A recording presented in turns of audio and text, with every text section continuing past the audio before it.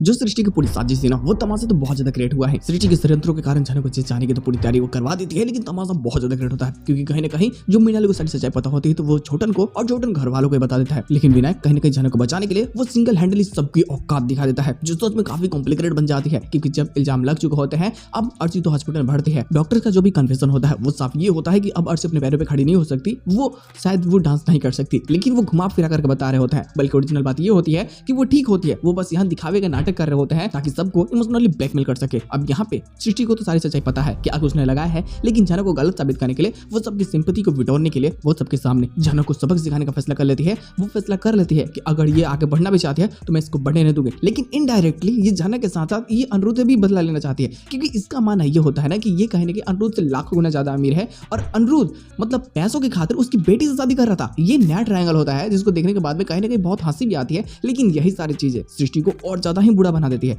उसको लगता है कि अनिरुद्ध ने धोखा दिया है, वो पैसों का लालची है, वो गोल्ड डिगर इंसान है और अब मैं अनिरुद्ध को भी नहीं छोड़ूंगी, मैं उससे बदला जरूर लूंगी अपनी बेटी का। लेकिन वो जितने भी लोगों के सामने ये बातें बोलते हैं ना ही विनायक उसकी बातों पर भरोसा कर रहा होता है और ना ही घर के कुछ लोग, लेकिन हाँ दिखावे के जो रिश्ते निभा रहे होते हैं वो सभी लोग हाँ में हाँ कर रहे होते हैं। और वो कहावत तो तुमने सुना ही होगा ना कि जो झूठ पे वाह करेगा वही एक दिन तबाह करेगा, और ये बातें सृष्टि के साथ में हो जाती है क्योंकि कहीं ना कहीं बिपाशा उसको बहुत ज्यादा चढ़ा बढ़ा देती है कि हाँ हम बदला लेंगे जाना के साथ में, लेकिन उसे पता नहीं होता है कि ये जाना के साथ साथ अनिरुद्ध जो उसका खुद का देवर है वो उससे भी बर्बाद करने पे तुली हुई है। अब यहाँ पे जाने ही अनजाने में ये लोग बहुत बड़ी गलती कर देते हैं क्योंकि जनक अगर ऊपर इल्जाम लगे तो इसमें कहीं ना कहीं इनडायरेक्टली अनिरुद्ध भी फंस जाएगा। लेकिन विनायक यहाँ खुद को इन सबसे अलग कर देता है, वो फैसला कर लेता है कि वो जनक का सपोर्ट करेगा, ये एक एक्सीडेंट था और ये साबित करके रहेगा। नहीं चाहता कि सृष्टि जनक के खिलाफ कोई एक्शन ले, तो वो रोकना चाहता है, वो सबके खिलाफ भी चला, लेकिन घर वालों के सामने जो मुसीबत होती है ना, तो यहाँ पे छोटन अब देखो आपको के मॉम डैड भी पूरी तरीके से खुल करके जनक का सपोर्ट करते हैं और छोटन को तो पता होता है कि आग जनक को जलाने के लिए लगाया गया था, ये सृष्टि नहीं किया था। अगर जनक अरेस्ट हो जाती है तो हमारे घर की भी बदनामी होगी। कहीं ना कहीं इस सभी चीजों को रोकने के लिए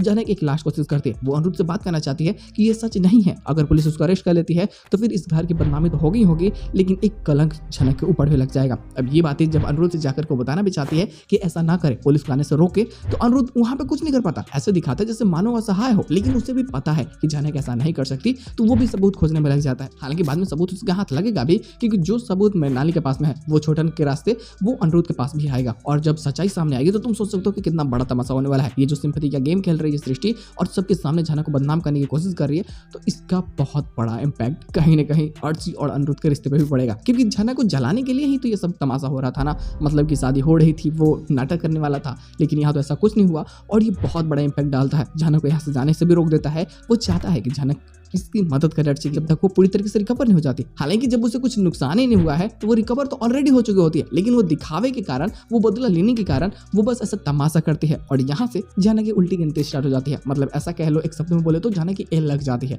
और अब सोच सकते हो कि कितना बड़ा तमाशा होगा क्योंकि जब फैमिली का कोई भी सपोर्ट नहीं करेगा और वहाँ पे सभी लोग इसके अगेंस्ट हो गए, सभी लोग इसके ऊपर केस, कोई इसे सही से ना देख पाएगा ना ही इसको बर्दाश्त कर पाएगा, तुम सोच सकते हो कि कितना बड़ा एक अकेली औरत को फंसाने के लिए षड्यंत्र रचेंगे। ये षड्यंत्र जो होगा वो काफी कॉम्प्लिकेटेड और काफी मजेदार होगा, तो देखना मजेदार होगा कि इस बार कौन जीता है भाई। हालांकि इस बार जनक की भी टीम बहुत मजबूत है, छोटन, हप्पू के मॉम डैड, मृणाली, तो तुम कह सकते हो कि भाई मृणाली अकेले सृष्टि को संभाल सकती है, तो वो कहीं ना कहीं जनक के सपोर्ट में खड़ी जरूर होगी और यही सारी चीजें स्टोरी को और ज्यादा इंटरेस्टिंग बना देगी। हालांकि इसके साथ एपिसोड की एंडिंग कर दी जाती है, पोस्टर से पिछला वाला ही होता है कि अब वो अनिरुद्ध को लगता है सच तो जानता है, लेकिन वो सच ना जानने की ऐसा दिखावा करता है। मजेदार तो होगा लोग, लेकिन बवाल भी होगा, एक्स्ट्रा प्लॉट नहीं है। हालांकि इसके साथ एपिसोड की एंडिंग कर दी जाती है, देखना मजेदार होगा कि आने वाले एपिसोड में और क्या चीजें देखने को मिल सकती है। लेकिन देखते हैं कि यार स्टोरी कैसे खुद को डाइवर्ट करती है, जो भी चीजें होगी यार बेहतरीन और मजेदार होगी तो बवाल तो होगा ही।